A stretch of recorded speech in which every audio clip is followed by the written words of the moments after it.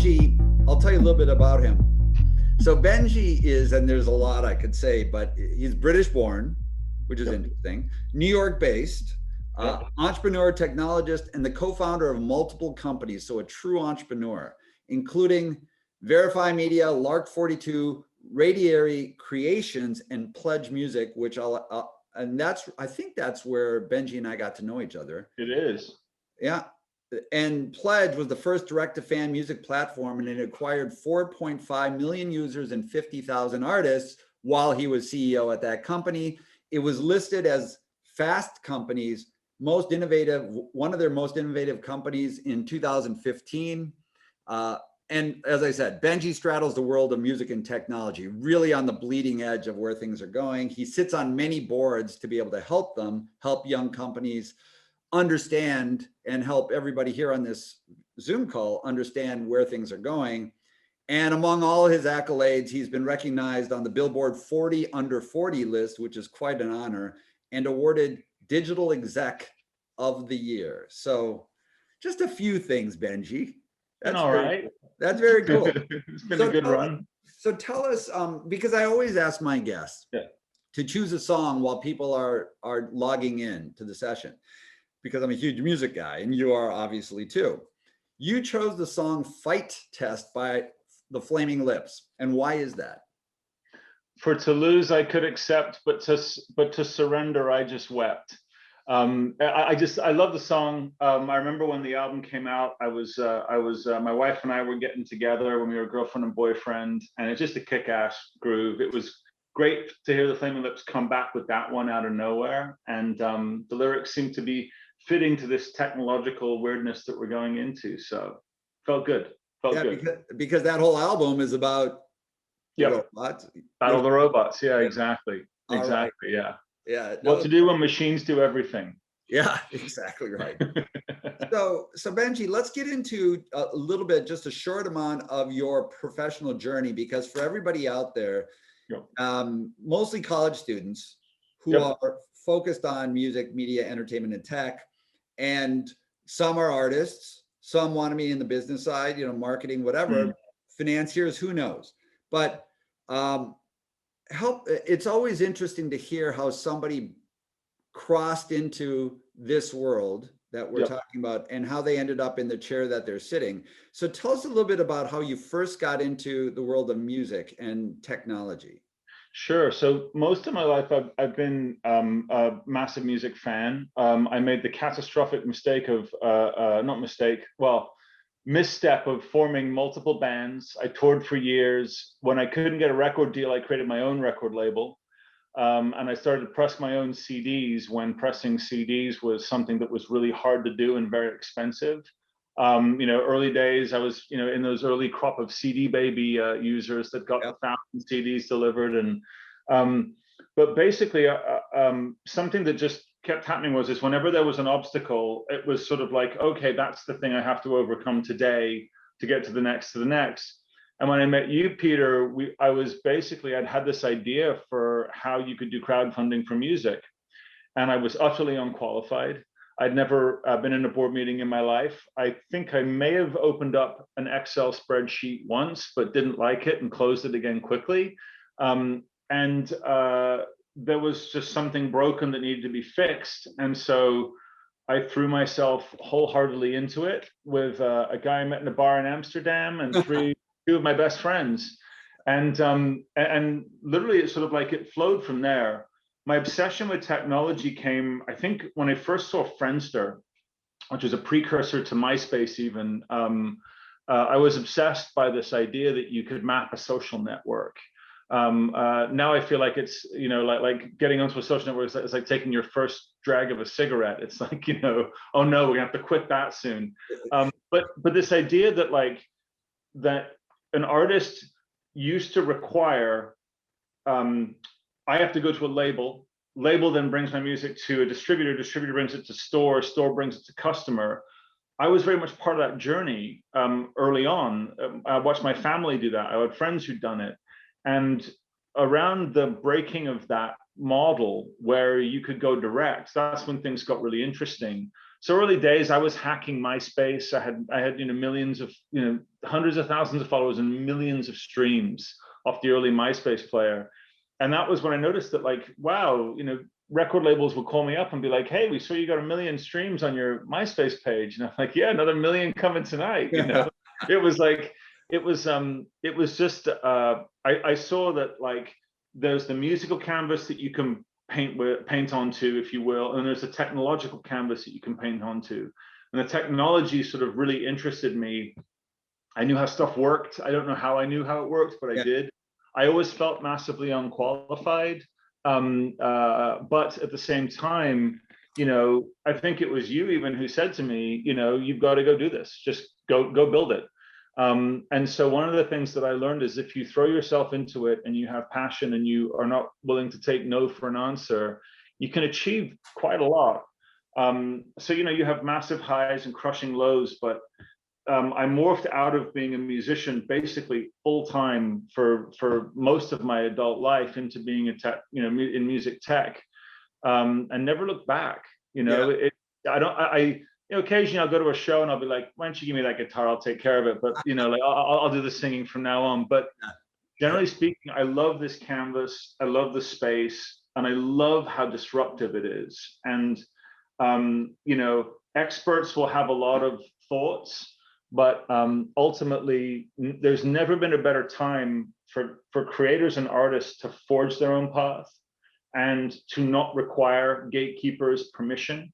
You don't need to get picked. You can pick yourself, to quote Seth Godin, And I think similarly, the technology's never been at a more disruptive time. Yeah. And what we're sort of witnessing the birth of a new form of distribution, a new form of paying for things, and that's exciting. So yeah. Yeah, I mean, look, you hit on so many different things that are recurring themes here. It's Creative University and with all the speakers.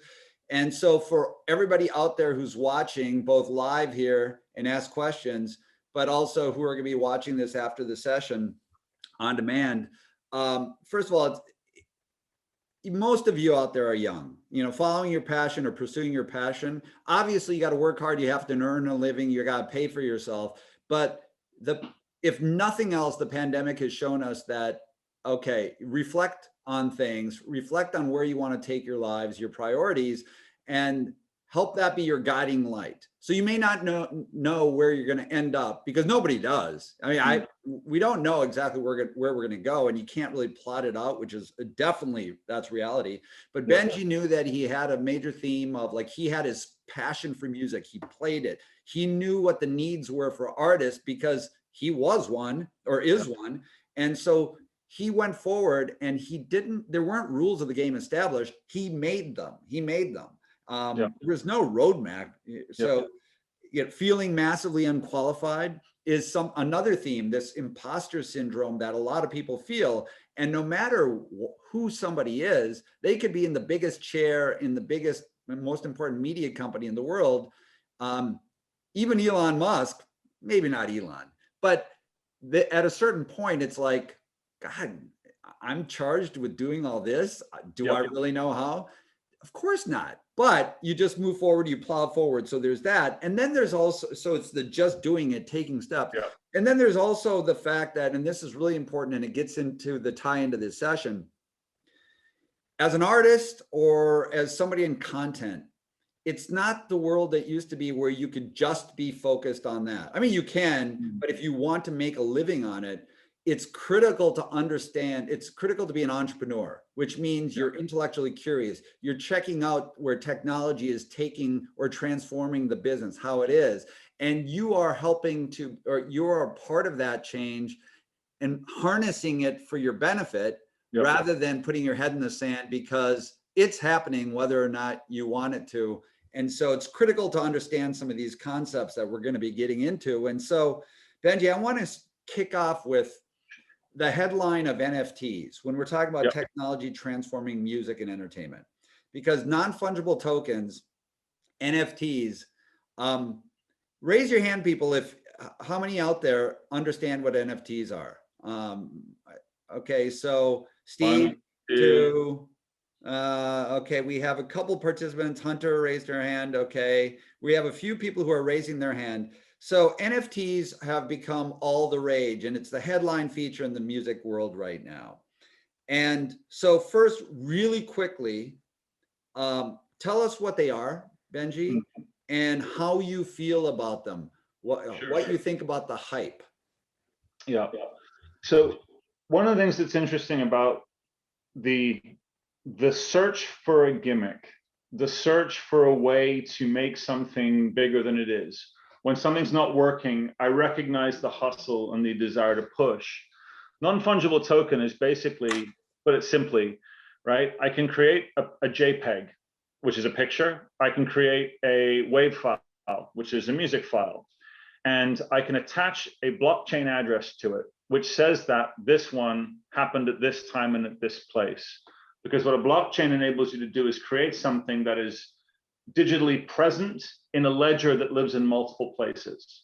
So if I send Peter a bit of Ethereum, Ether, which is a token, it will say this weird address of squiggly letters, numbers, etc. now lives with Peter, so I can't spend the same thing twice. And so the Wikipedia entry for non-fungible token is sort of interesting, because it says a non-fungible token, NFT, is a unit of data stored on a digital ledger called the blockchain, right? Now, unit of data is the interesting word there, right? Because then it says that certifies that a digital asset, that certifies a digital asset to be unique and therefore not interchangeable. So you can't change what that digital asset is, right? NFTs can, underline, be used to represent such items as photos, videos, audio, and other types of digital files. So what you're saying is, this thing that I created, right, a JPEG, the original one is the one I create.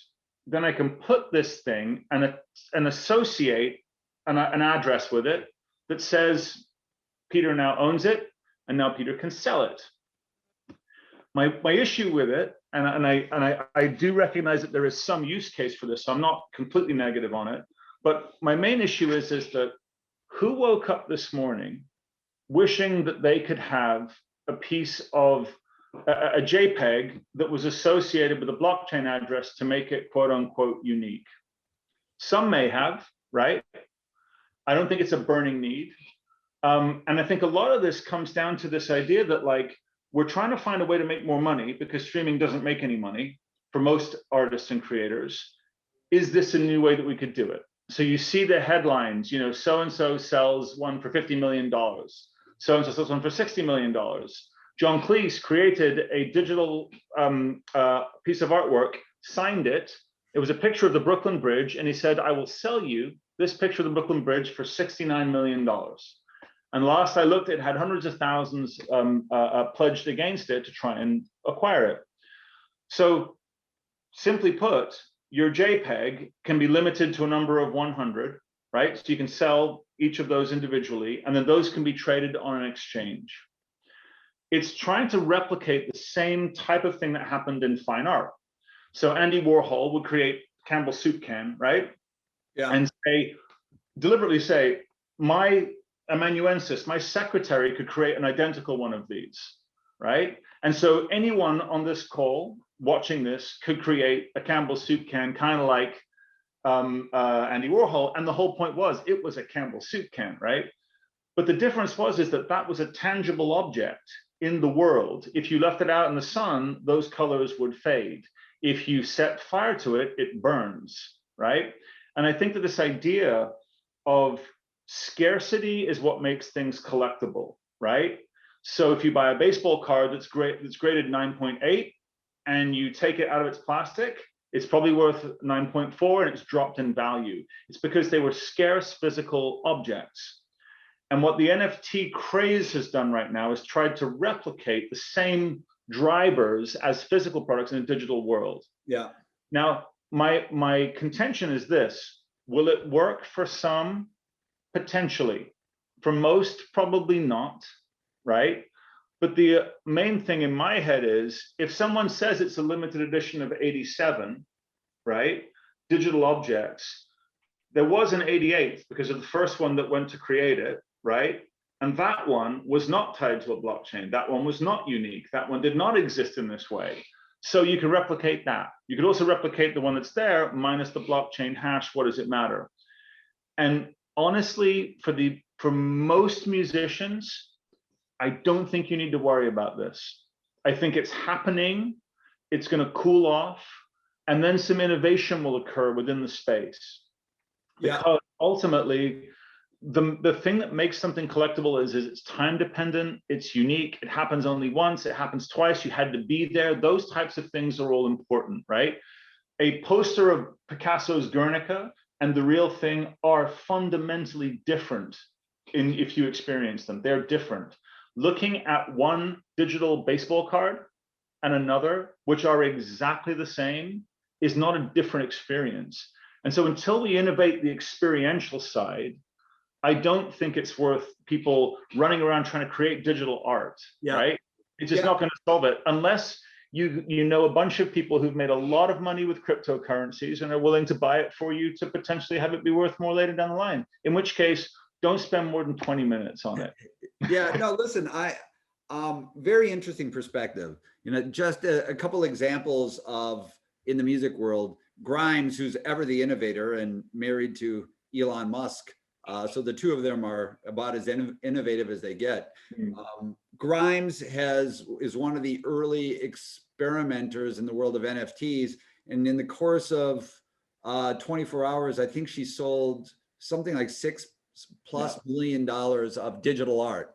That was one example. Then Kings of Leon released their last album in NFT format. And the way I understand it, it wasn't just the album. So if you sign up or if you paid for the Kings of Leon new album via an NFT, you're also, there's a limited number and you're now a subscriber to certain other original content that only you have access to. So I think, Benji, what you're saying is right now, like every conversation that I have, and I'm having daily, I speak with artist managers, there's this active exploration of NFTs because everybody's talking about them.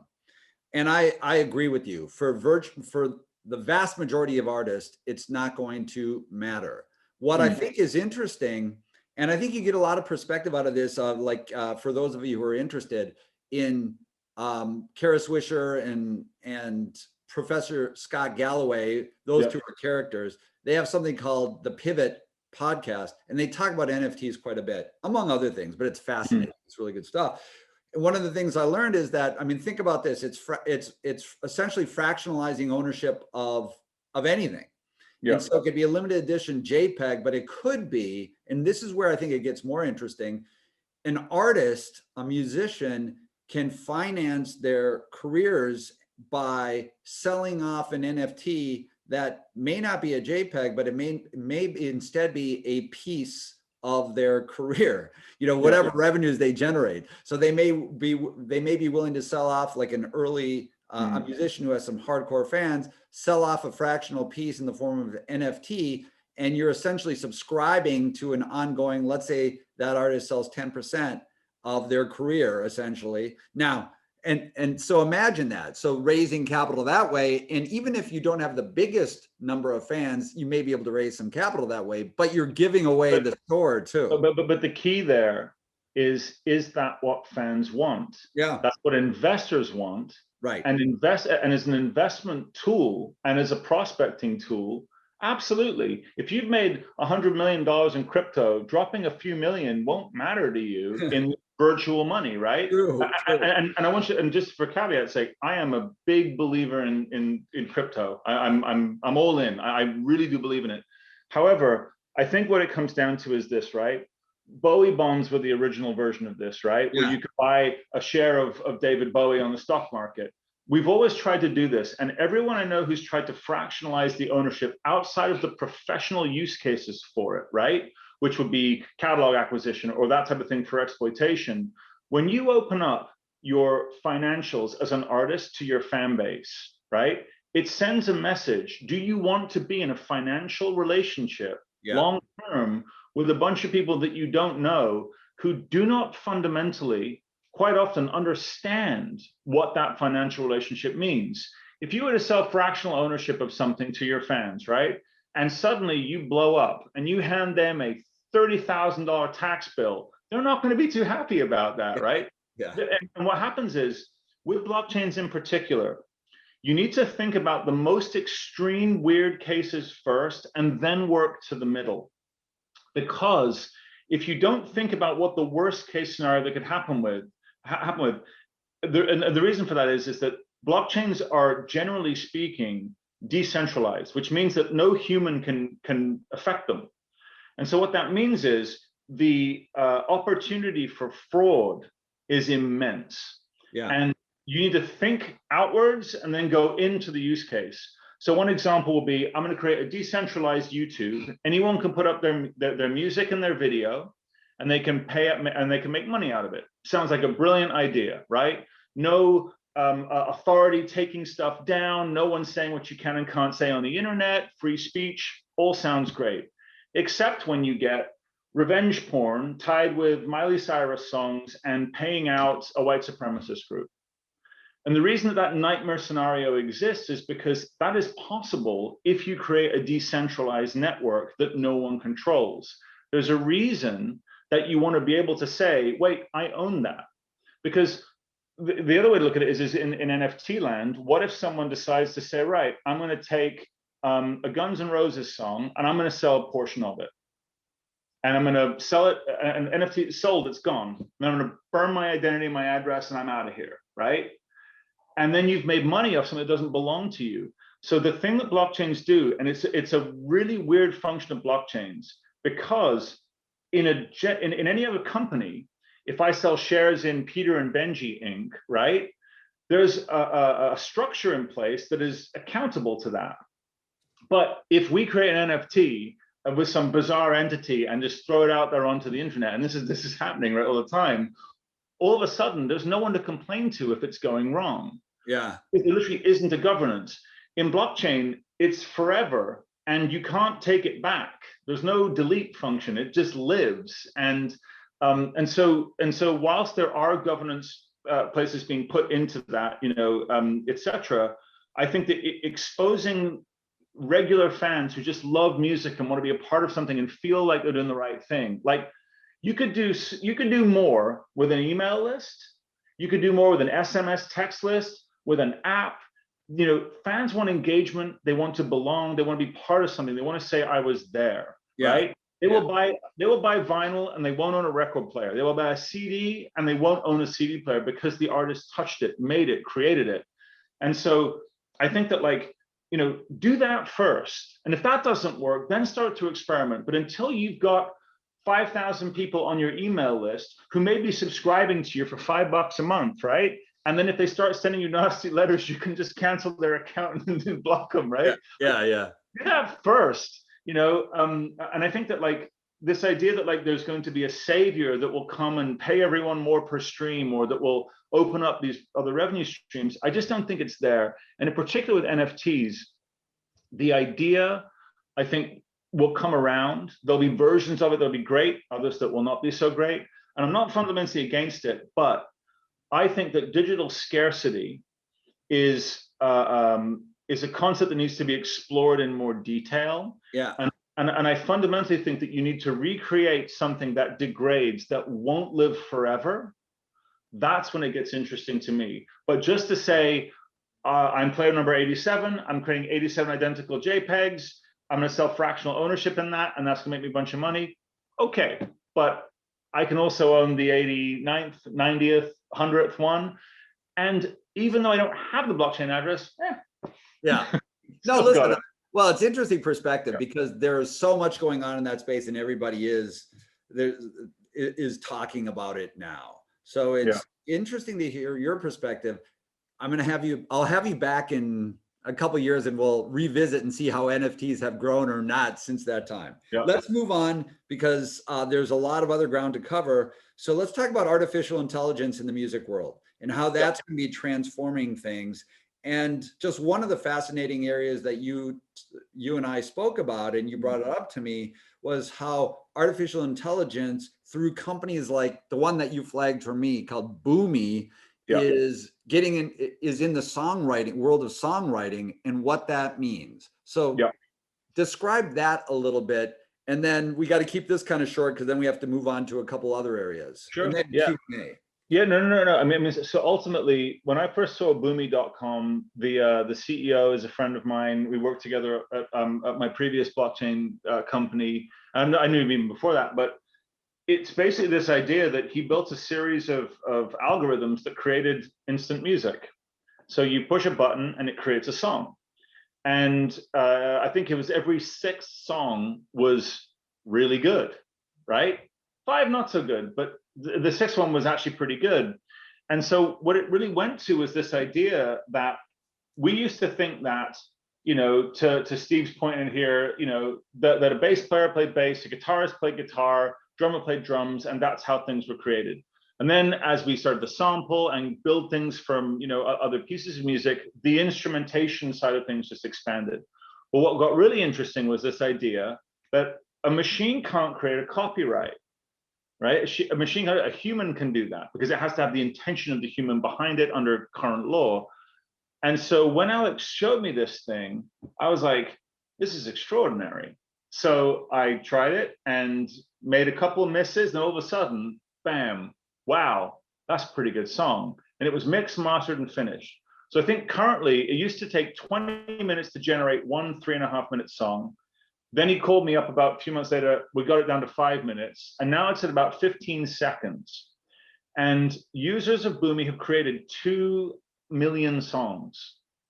And it's generating significant revenue for them and for the company on the streaming services because people don't know it's a machine. And I think that what gets interesting is we have to, and by the way, Boomi is the software version. I look at companies like Artifon, who have like the Instrument One and the Orba, which are the sort of these rethinking of what the digital instrument looks like. Between the software intelligence of music creation and the hardware, you could make billions of people musical, not musicians, but musical. Let me stop you for a second there. Before we get into the hardware side of making people musical, you mentioned something about copyright, just because I wasn't aware of that and how that impacts Boomi. So the songs that are created, because it's created by artificial intelligence, that I think you said was not copyrightable, the creations from just the AI alone. But if you, Benji, or I go to Boomi and we like put in some input to it and artificial intelligence takes it from there, is it then subject to copyright? And so what happens is, again, it's an evolving matter, and I think Alex would speak to this better than me. But the point is you push the button, and so the song has been created, initiated. The company then offers you the human that generated the ability to buy in whole or in part the song that then you can go make money from. So it's this idea that like, because a machine can't really do that on its own, right? You can't have a machine that just generates music all the time. There has to be some human input.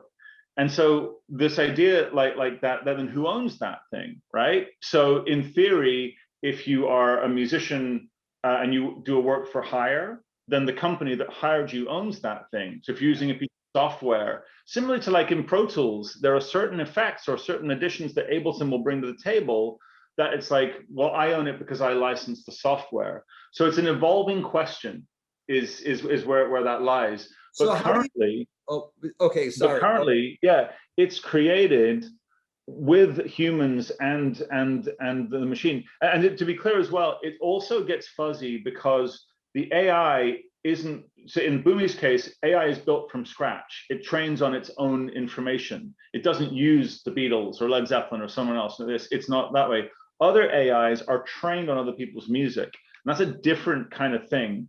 That's where you can try and generate sound-alike creations and that type of thing, which is on the line for me. But the reason I like Boomi and got involved and think that those guys are onto something is because they've rethought what it means to be musical.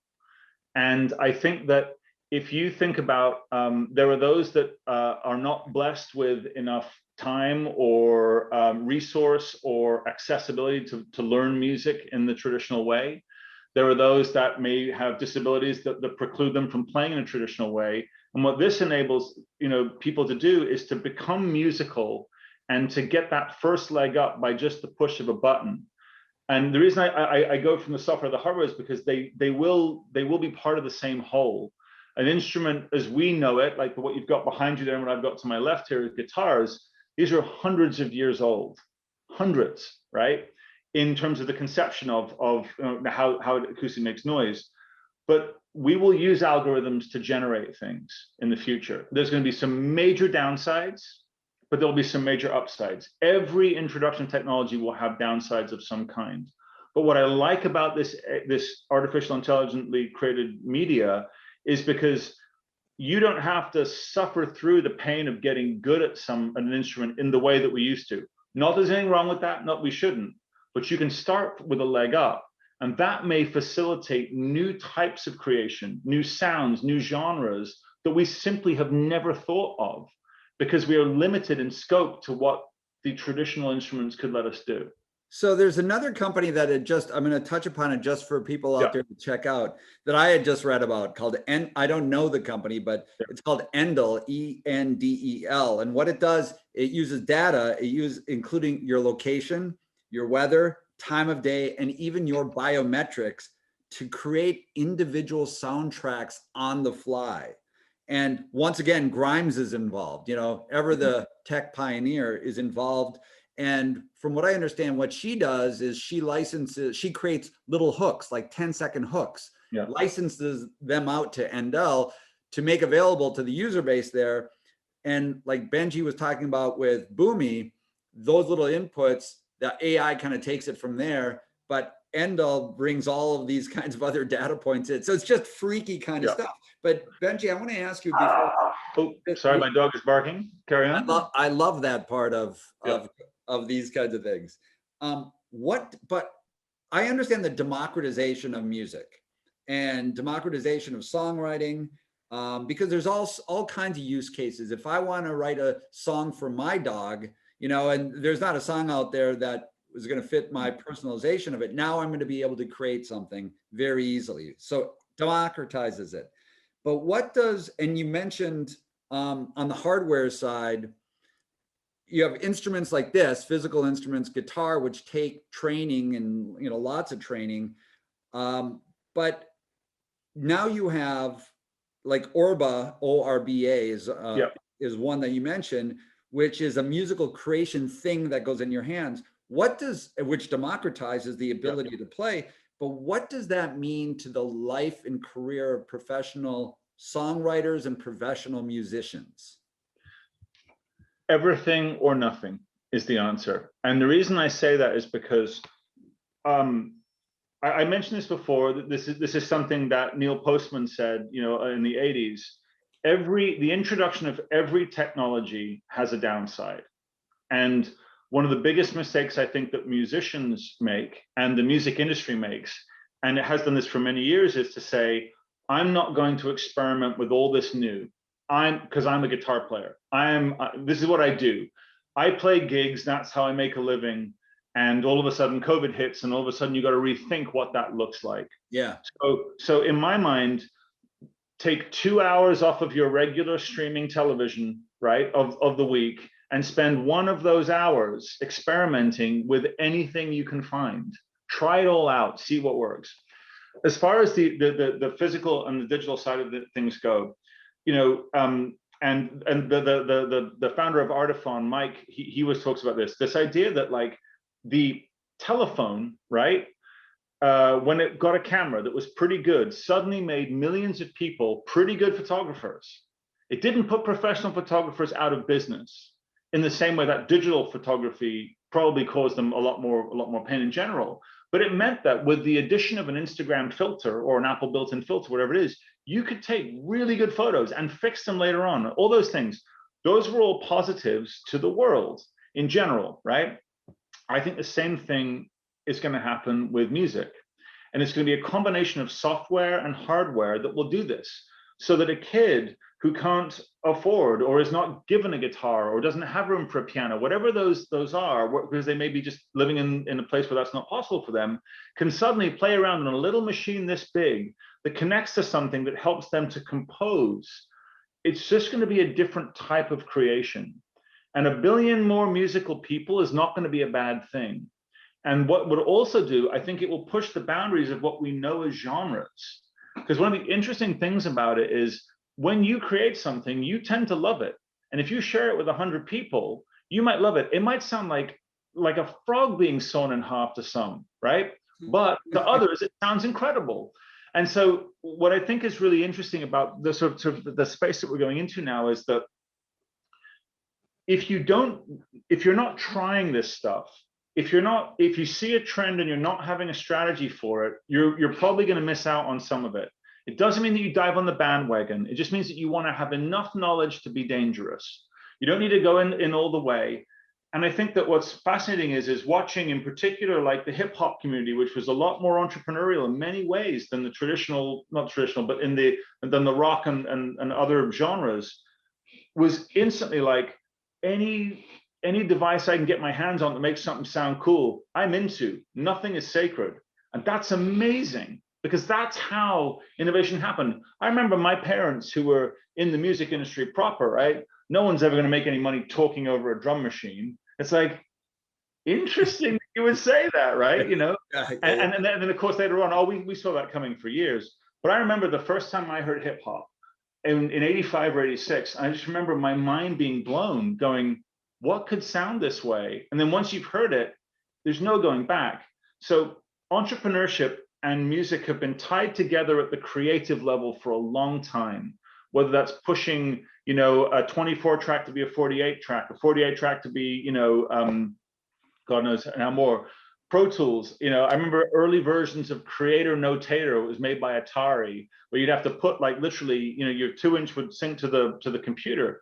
These were all things that were like, wow, that could make me lazy. I won't re-sing the backing vocals. I'll just fly them in and do them again. Yeah. Then the other side was, it won't replace what's there for those who love it. It's just going to be different.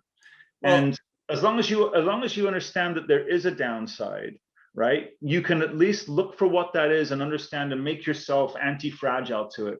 But if you will remain fragile if you just hide and say AI is too scary, it's going to take over the world. Well, yeah, there's no question.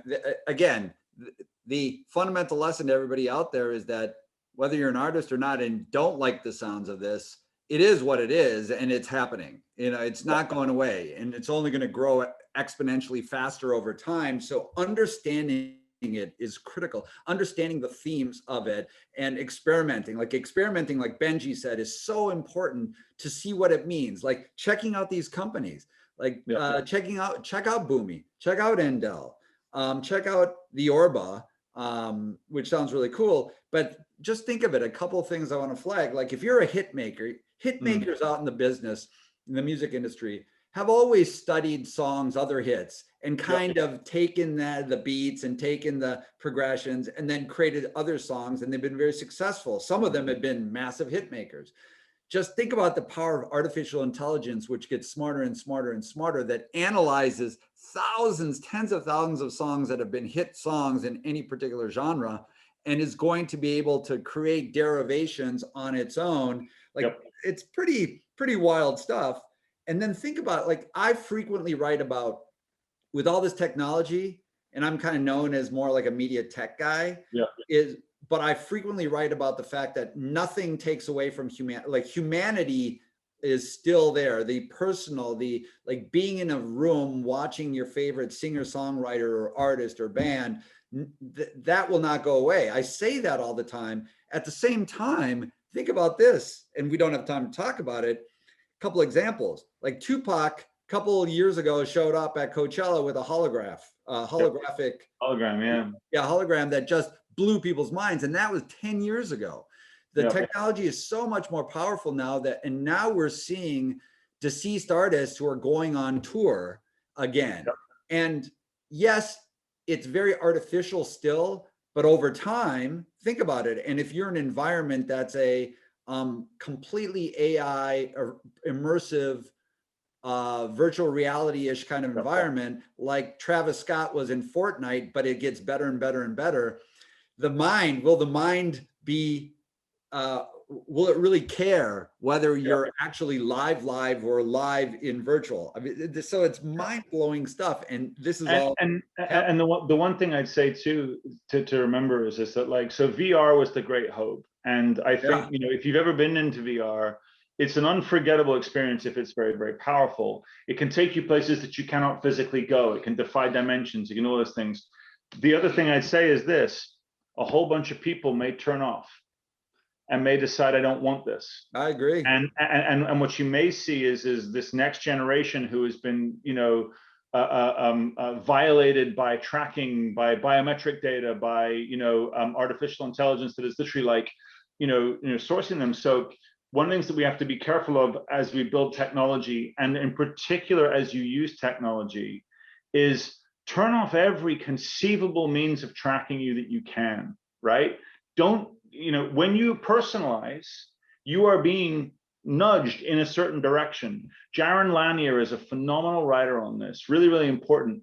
And what you remember is that, and again, just like with any technology, if it's free, beware. Yeah. If it's free, do not, I repeat, do not think it is benign and helpful and fun, because someone's got to pay for those servers to run. Someone's got to pay to keep the lights on. Someone's got to pay the CEO. Someone's got to pay the developers. Someone's got on and on. So, like, as I said, the downsides can be immense, but knowing about them and looking for, how can this conceivably be free? Oh, I know, because it's tracking every time I use the toilet.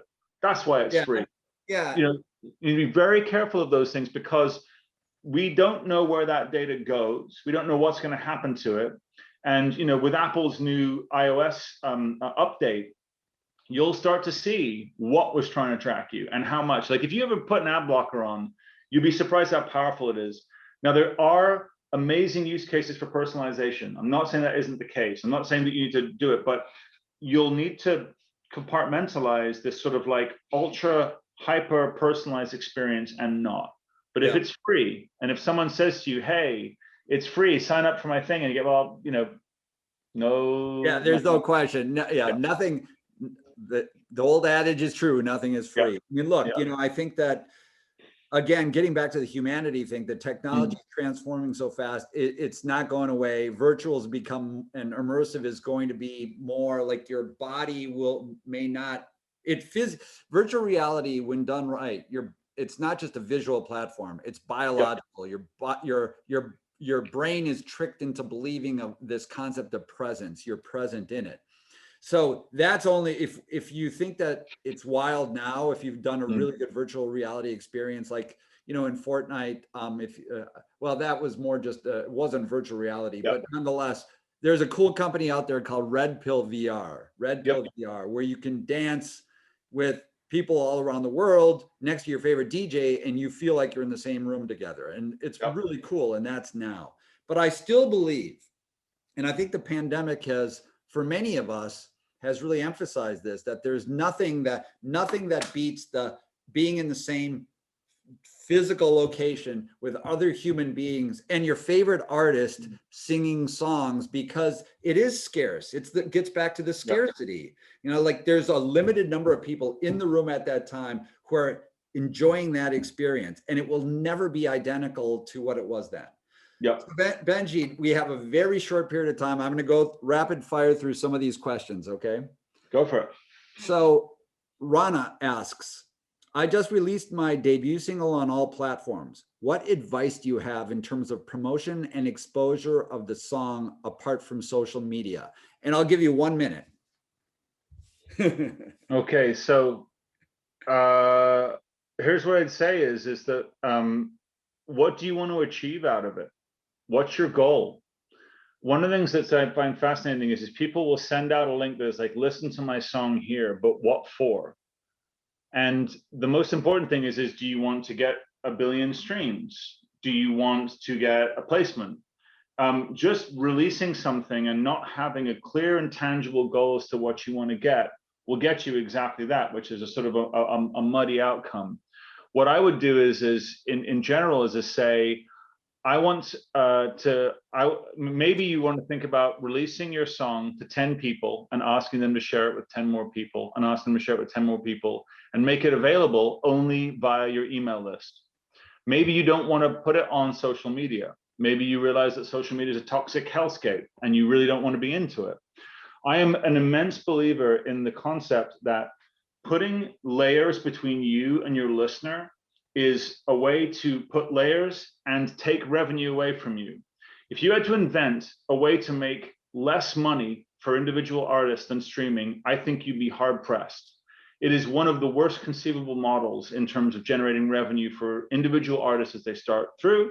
It's just designed in a way to do that. So what I would say is, who do you want to promote your single to, right? And if you say I want to promote it to 1 billion people, that's too wide. I think you want to start with what is your minimum viable audience? What is the most amount of people, the least amount of people that you need to get to the next level that you want? And I think you need to think like a fan. What does a fan want? How many people woke up and said, I wish I had a new thing to listen to this morning on a streaming service, right? Now they may have said, I want it from a new artist that I love, or I want it from so-and-so, I wanted to discover something, in which case you want to be there. But you have to have the outcome in mind. And in my mind, it's, I want X people on my email list, X people on my SMS list, X people in my app, and I will gauge my success on that. Social media numbers, bullshit. I think that's really good. And Ron, I would add a couple things to that. It gets back to scarcity again. You may only have one fan. It may be your, sibling. I don't care. But your sibling knows other people. And so it's the halo effect. So give them the attention because it's scarcity. Fans want attention because they love your music and they love what you're all about. So focus on your fans. Don't worry about the massive numbers now, because if you focus on your fans and you have art that makes impact, it will solve itself. Now, getting back to the technology though, be smart, do your research, find out what's going on, take a look at the tools out there. I'll give you a couple examples that you can use right now where on Instagram, if you want to get engaged on Instagram, there's a whole feature set for musicians that most people don't know about. And there was a great Creative University session a couple months ago that you'll find on the YouTube channel for Creative University. That's the head of Instagram music, Perry Bashkoff, who goes through all that. So you should listen to that. Another one that was a Creative University session from like 6 months ago was Rachel Cragg, Cragg. You'll be able to find that session. She's one of the smartest people in the world of music that I know, young executive who's an A&R, and her whole talk was about how you break an artist and a song in this streaming world of ours. I personally believe that like streaming in and of itself, yes, the money on the streaming alone is vastly different than it was before, but streaming allows you to expand an audience and engage in ways that you couldn't before. And then you can then monetize, take that base and engage with on an ongoing basis and make money that way. But the caveat is this. Yes, you can, but if Instagram is your gateway, then they own the keys to your kingdom and they can shut you down. True. And if Spotify is the keys to your kingdom, then they can shut you down and nothing will stop that from happening. Your connection with your fan, here's what I'd say to you. All music is funded by fans, all of it. In 2021, nothing prevents a song from being shared, nothing. The road is open. Right? Yeah. And so what you got to remember is, how do you want your fans to fund your music? Is it through a tiny fraction of a penny every time it's listened to? Is it through paying Instagram or Facebook to reach that audience? And what is the return that you get on that attention? Because what I learned from my first platform was that the average fan spent $55 per transaction if you could let them. And the most important thing and the biggest mistake musicians make today is they say, hey, everyone, I've made a new single, stream it here. Yeah. What that does is it makes me, the fan, completely unable to do anything other than hit play. And what you want to give your fans is something to do. So what I would say is, hey, everyone, I'm releasing my new single, sign up to my email list here. And if we get 500 signups, I'm going to make a limited edition 7-inch single for those who want it. Yeah. They don't want it, they don't want it. But the whole point being, all music is funded by fans. Do you want 2-3 layers in between you and the fan, or do you want to go direct? Totally. The direct connection is the future. And don't let platforms get in the way. That's their business monetizing themselves. You need to monetize you. No, look, amen to that. Amen to that. So I'm going to ask you one last question, because like Albor has asked a great question about NFT, couple of questions, but we covered most of that. So I got to give you 30 seconds on this one, Benji. Gloria from University of San Francisco asked, do you see technology taking away people's jobs in music or creating more jobs because of the technology? So this is kind of like, I'll give you 30 seconds on this. It will displace some jobs. It absolutely will. Anything that is repetitive, anything that can be done by a machine probably will. However, thus far, the technological bloodletting that was supposed to have happened has not occurred. And in fact, it has augmented what people can do. Doctors can actually see and treat more patients because of it. And in the music space, what I'd say is this: if you can leverage these technologies to bring back data for you directly, or for your artists, if you're working with artists that you own, that is the most important thing. Every technology relies on data, right? Spotify does not exist without users paying it a subscription that it can then upsell to. Same thing with Facebook, Instagram, you name it, right? Every platform is on data. As an artist, you are a platform. You require the same data. But if you give that data and ownership to somebody else, that's when it becomes problematic. So AIs may augment your ability to hyper target where you go to get the right audiences, but it's what you do with that audience and how you engage with them that is everything. So Cognizant Center for the Future of Work estimated that 10% of jobs will be taken away by AI. We haven't seen that yet, but this is the fourth industrial revolution. In the first industrial revolution, it was utterly brutal. An army was sent up to pacify the Luddites who were for smashing the machines that were taking away their work. The difference is that we as artists, well, I'm not me anymore, but you as artists, you can leverage AI. But what you've got to remember is that the base state requirement is that you need to own your own data. Yeah. And if you give your data to Facebook, Mark Zuckerberg owns it. If you give data to Twitter, Dorsey owns it. If you give it to Snapchat, Spiegel owns it. If you give it to TikTok, ByteDance owns it. You need to own it. And so to me, the creator economy of 2021 and beyond are those. Remember, all music is funded by fans. All music is funded by fans. So do you want them to pay you directly, or 5 people in the middle who can turn you off? That's what I'd say. Amen. Perfect note. It's the artist fan direct connection. That's the focus on both sides. Both parties win. And beautiful thing. So Benji, that was wonderful. I want to thank you so much for joining me on Creative University here and being available to everybody and your thoughts. Always fascinating. I love it. It was great to reconnect with you and kind of hear what you're working on too. But so with that, Benji, I'm going to let you go.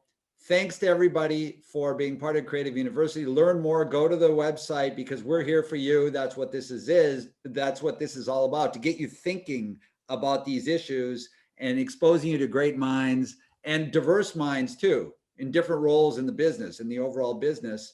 And then follow me on at Pchatty, PCSATHY on Twitter. You'll find out a lot more about Creative University and all kinds of issues that I cover there. And never hesitate to reach out, because that's why Luisa and I started this in the first place. We want to get to know you, and those who are really passionate about the business, we're going to fight for you to get you a really cool internship and help you break through and have that head start and that leg up above all the others who have resumes that are starting to pile up on people's desks. Okay, that's what this is all about. So Benji, thank you. Appreciate great to see you. Great to see you. Thanks, everyone. Yeah. Have a good day, everybody.